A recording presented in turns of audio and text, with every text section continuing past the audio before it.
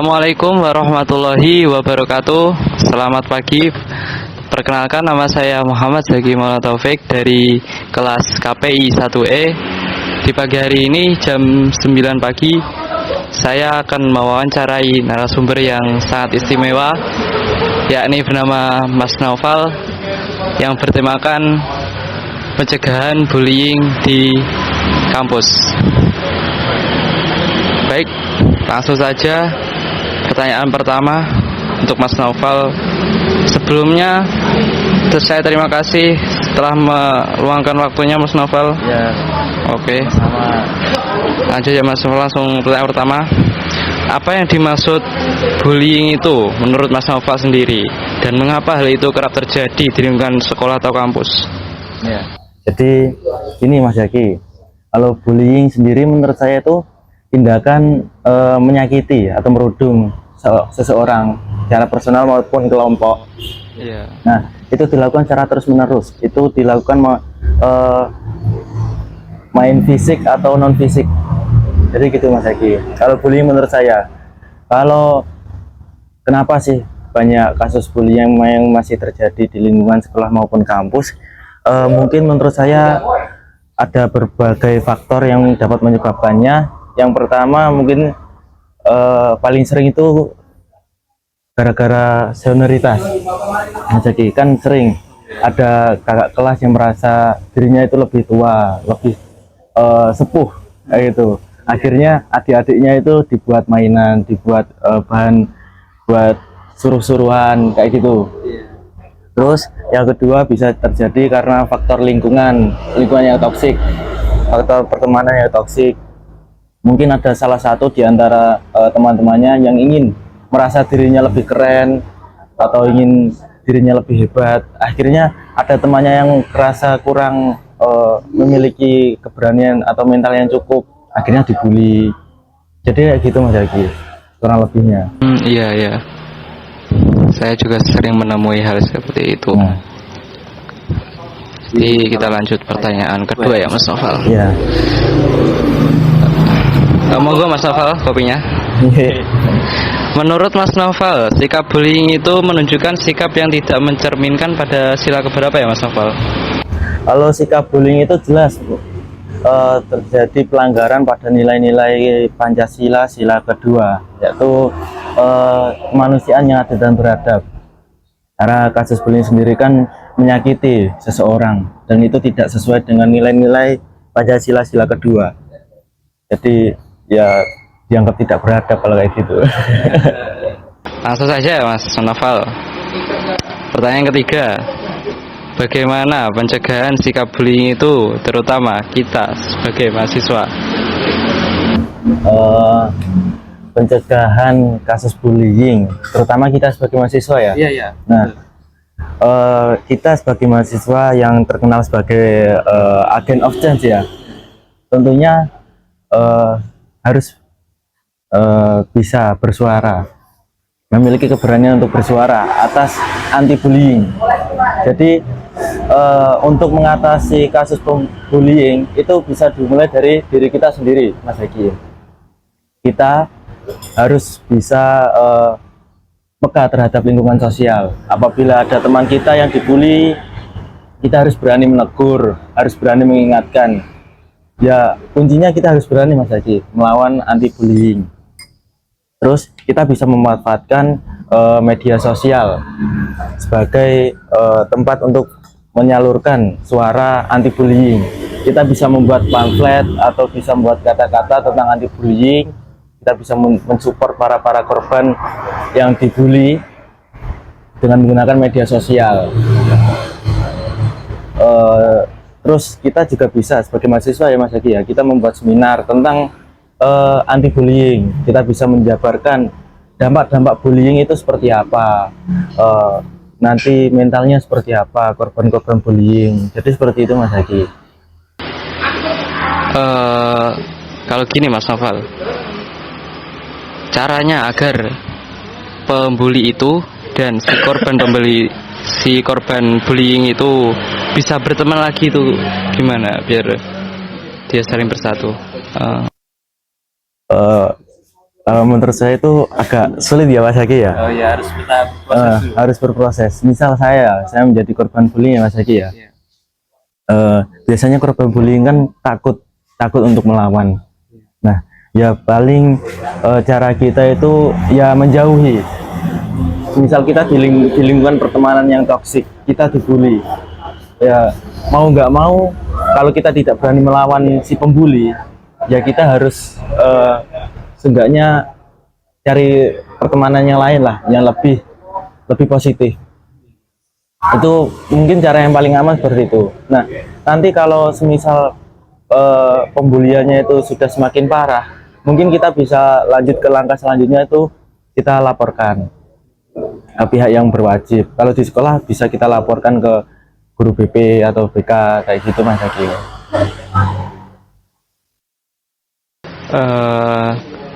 Berarti Mas Novel sendiri juga pernah dibully ya? Kalau saya pernah dibully atau enggak itu ya pengalaman pernah Mas Haki. Dulu waktu SD, udah lama lah. Ya nggak enak, dibully itu nggak enak Mas Haki. Nggak enak. Jadi buat kalian jangan suka membuli orang ya. Dibully itu nggak enak. Oh. Jadi teguran ya buat orang ini ya. Okay. Jangan suka membuli orang ya. Ya. Itu teguran keras dari Mas Novel bagi para pembuli. Juga. Ini pertanyaan kita sudah habis. Baik Mas Novel, terima kasih atas waktunya. Sama-sama Mas Haki. Ya, cukup sekian dari saya Muhammad Zaki Maulana Taufik dari kelas KPI 1E. Sekian dari saya dan Mas Novel. Wassalamualaikum warahmatullahi wabarakatuh.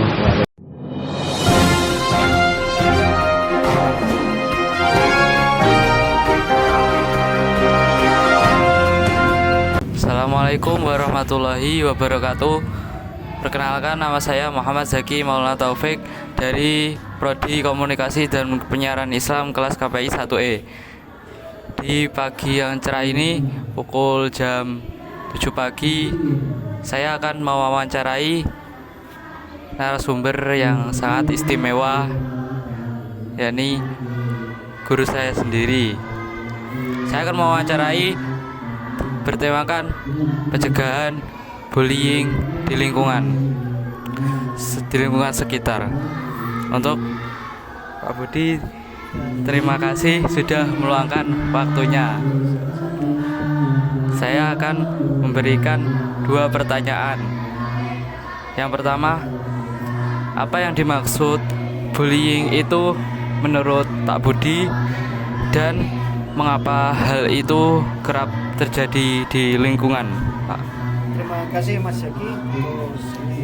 Bullying adalah tindakan penyakit yang dilakukan secara berulang-ulang, baik secara fisik, verbal, sosial, dengan kondisi ketidakseimbangan kekuatan, jadi termasuk kelompok ataupun individu.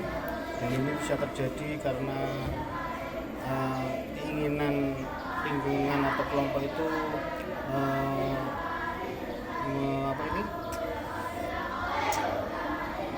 memberikan suatu tekanan atau keinginan untuk mendapatkan pengakuan bahwa yang terkuat atau pembentukan karakter yang lebih dominan di antara komunitas ini.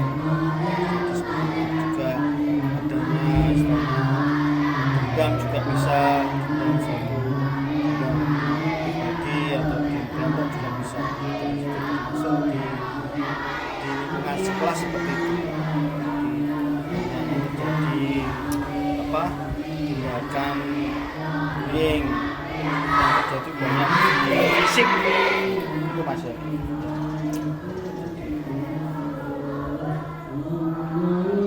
Dan seringkali itu menyebabkan benturan antar wali murid dan mungkin antar orang tua di situ, ada kesalahpahaman semacam itu.